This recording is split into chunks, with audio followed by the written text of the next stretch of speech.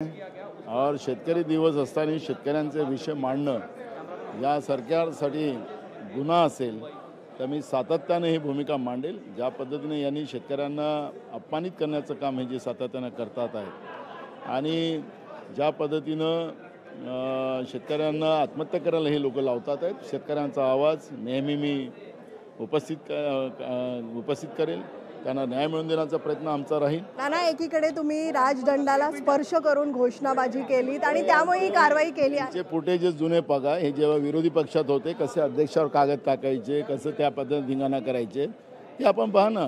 त्यामुळे मी काही चुकीचं केलं असं हे म्हणायला यांना कारण नाही। मी आता या स्पीकरच्या जागी मी राहिलो असतो तर ज्यांनी शेतकऱ्याचा अपमान केला त्याच्यावर कारवाई केली असती। ज्या मंत्र्यांनी ज्या पद्धतीने शेतकऱ्याला भिकारी म्हटलं त्याच्यावर कारवाई केली असती। आणि म्हणून मी स्पीकरच्याबद्दल काय बोलायचं त्यांच्या अधिकारात त्यांनी काय करावं तो त्यांचा भाग आहे। पण मूळ प्रश्न आहे की मी आता अध्यक्ष राहिलो असतो तर त्या आमदाराला आणि त्या मंत्र्याला सभागृहातून झाकलून लावलं असतं।